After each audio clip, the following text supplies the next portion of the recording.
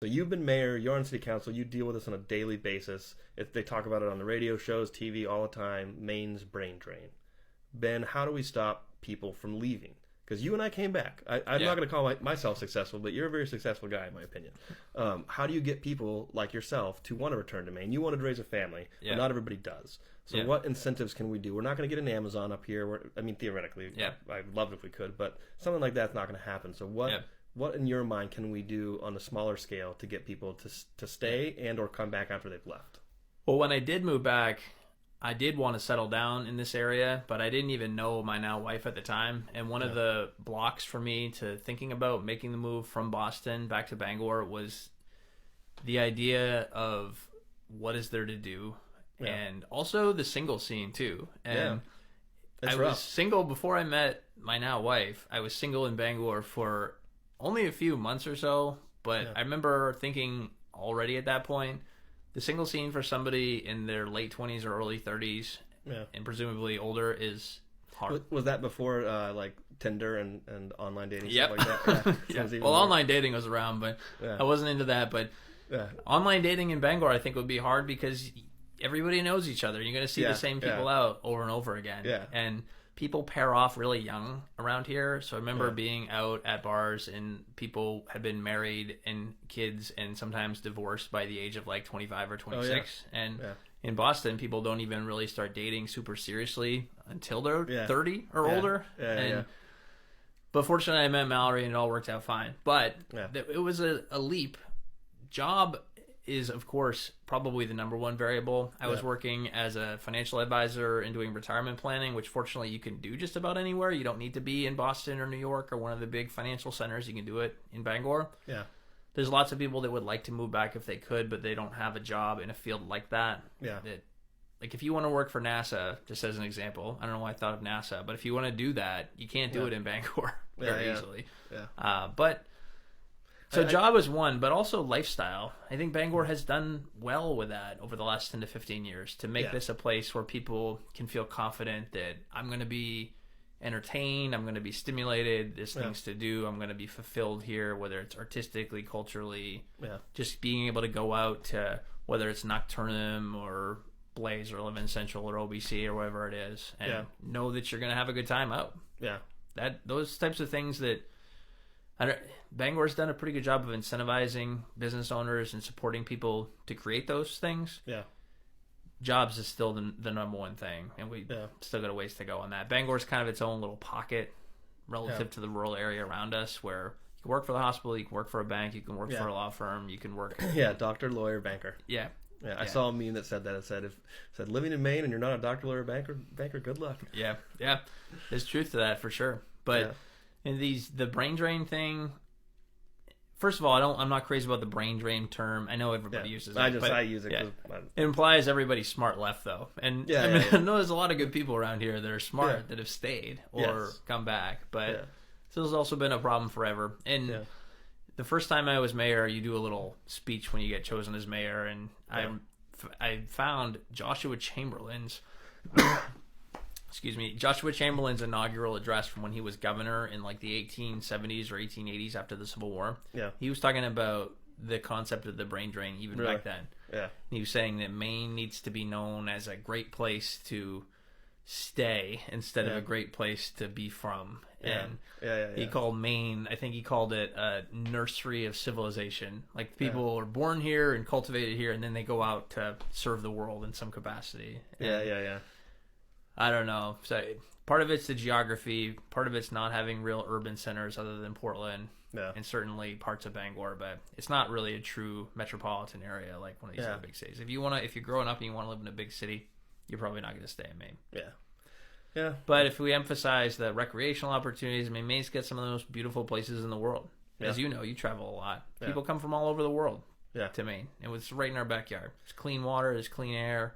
Poland Spring. Tons of stuff to do.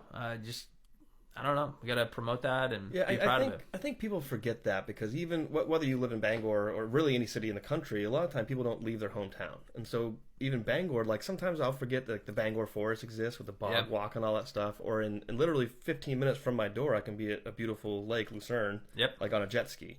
And so I think when people just get in the daily grind of like going there 9 to 5 in Bangor and it's March and it's cold and they're like, oh God, this is horrible.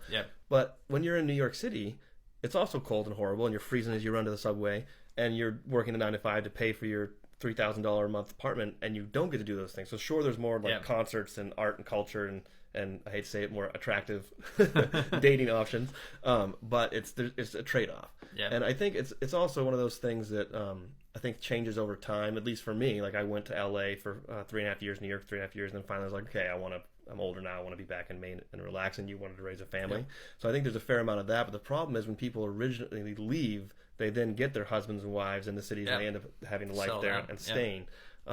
And I don't know because we're not going to talk Amazon into opening shop here. Which has crossed my mind before about like Facebook and those big companies with their server farms. I'm like, they're in Nevada paying huge money to cool all these servers. If they came to Maine, they could just leave the doors open. They'd be cold and they'd be fine. And like pennies on the dollar land in northern Maine, they could build enormous server farms right next to lakes and have build a whole community there. But that's not likely to happen. So it's tough because I think the last time Bangor had a population increase was when we had the military. Dow Air Force Base. And that went away, and I think our population dropped by 10,000 people overnight. And so once again, unless there's something magic like the government doing that, I don't know how to increase population. I think the stat that it was a few years ago that the stat started, but it said that Maine's population actually dropped 300. And the following year it dropped 600. So I don't know if that's continued. It was a few years ago I saw that, but if that continues happening, are we screwed for that? I think Maine was one of only 2 states to have a loss in population by whatever time metric. It was Maine and West Virginia. And the whole system, the economic system, the social service system, it all depends on having new people come in. And if your population is stagnant, and we all know Maine's rural population especially is older, not always... I don't want to disparage people that live in rural areas, but there's health issues, there's issues with poverty, there's social service needs, but not the dollars to go along with them. And I don't know.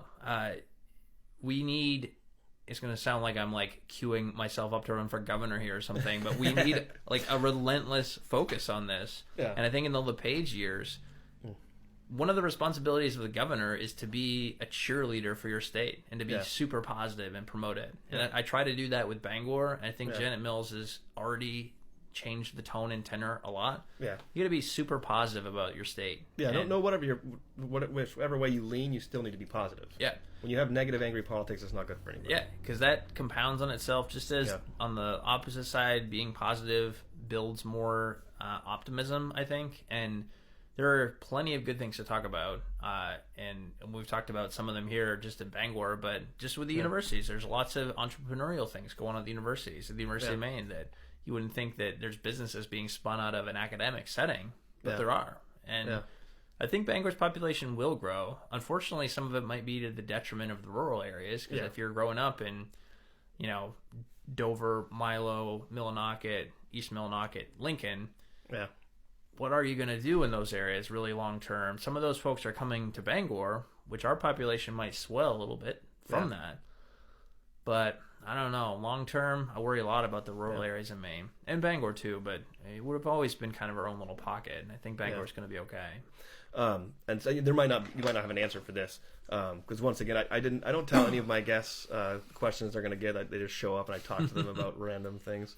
But do you have any way you can say somebody's considering moving back or opening a business? Like one of my tenants actually is doing something called Tip Whip, so I'll plug his thing. It's a thing kind of like Uber. He's had Bangor Savings Bank invest with him, and he's trying to do it with the Orono kids, and it's like an Uber for college kids. Go look it up, Tip Whip. But do you have any programs or incentives you can mention to people? Like I know there's a business incubator sort of thing up on the New Maine campus, but like, let's say you're a young single woman. Do you know of any city grants or things people can apply for? And you might not know anything, but if you do, tell people about it. Well, the University of Maine one is good. The Innovation Center up there. We have a makerspace in Bangor that, it's out by the airport. There's a shared office space. There's Covort in downtown Bangor now that's shared working spaces. All those pieces are sort of part of this entrepreneurial infrastructure that we're sort of trying to develop, but it's got a ways to go. In terms of grants, the city does things like facade grants for downtown businesses. There's some development grants in some of the residential neighborhoods, the low and moderate income neighborhoods. Yep.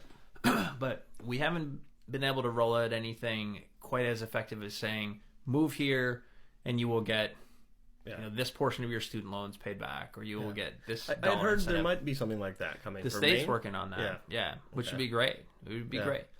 I mean, anytime you incentivize something, you don't want to... It was for young couples, right?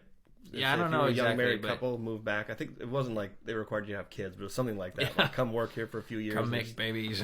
We'll pay you. Well, that's part of the issue too. It's not only that we're shrinking, but that nobody's having kids. Yeah. So it's not that people are moving away, but nobody's repopulating. Well, back in the day, you'd have families of 10 or 11 kids, and now 1 or 2 is the norm. Yeah, I come from a family of 4 kids, and I haven't had any yet. Yeah. I mean, granted, I'd like to someday. You're the problem. I know, I am. I wanted to gallivant around and travel and do my thing. Yeah. Guilty as charged. Well, there's always time, but.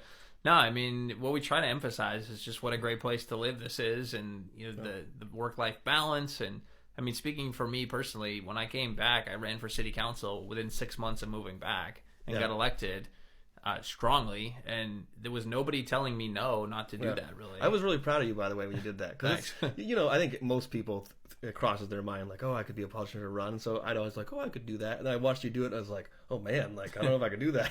So well, I'm really proud that you did that. Yeah, but if I were in Boston and I wanted to be on the Boston City Council, it would probably be 2 decades of winding my way through some bureaucracy. Oh yeah. Whereas in Bangor, you can get involved and you can start a concert company, or you can start a business or a restaurant or a food truck or anything like that. That is the great part about where we're at right now, with just the tip of our renaissance starting. Yeah. If you do want to start a company, Bangor's prime for it right now. Yeah. Like even my brother's living in Portland and he's shopping for condos and stuff. He's like, I can't afford anything here. Yeah. And Portland's only twice our size, and I'd say probably 20 years ahead of us in growth. And people will root for your success here. When I moved back, people really wanted me to be here and wanted me to be successful, and helped me in countless ways to be successful. It's funny you say that, because a lot of people have said the opposite. They'll be like, oh, when I feel back in Bangor, small town mentality where they want to see you fail. But the people that say that to me are always ones that have left and are gone. I'm like, well, you're not here doing it, so maybe that's why they're giving you crap, is because you didn't follow through. And maybe I don't know, looking at this in a rosy way, looking back, there were definitely people. Actually, there were people telling me to slow down, wait your turn. Yeah, but. I don't know. I don't remember those. Everybody does that, though, because people, like we're talking about the peer group mentality, comparing yourself to others through social media. If somebody's sitting at home watching Netflix and they see Ben becoming mayor, they might have a little animosity towards you, like, because it makes them feel bad about themselves. So a lot of the time, that negative small town talk, I think, is people really just being jealous. Yeah, for luck. I'm sure there's some of that, and hopefully, me being involved has inspired some other people to similarly get involved. But. Yeah. Oh no, definitely. That's like I said. That is the one good thing about comparing yourself to others, is it motivates you. Yeah, you have motivated me numerous times, Ben. Well, thank you. Yeah, very impressed with your accolades. Yeah. And you now, I mean, I'd be at a meeting and I'd rather be like at home watching Netflix too a lot of times. So there's 2 sides to that one. But yeah. Well, once again, as I said, that Jan and I were talking about that exact thing. I think we mentioned. Mark Wahlberg, and how he gets up at 3 or 4 in the morning or something. But ultimately, like, there are those people, type A, that want to work hard and be crazy, but you don't need to do that. If you want to watch Netflix for a few hours, like Ben, do you admit you watch Netflix for a few hours? All the time. There you have it, guys. Every night. You can be successful like Ben and still take the time to watch Netflix. And your idea of success might be not waking up at 3 or 4 in the morning, and that's perfectly fine. That's actually really healthy, I think. You just watched a segment of the show Chasms of the Mind. To see the full episode, click the link below.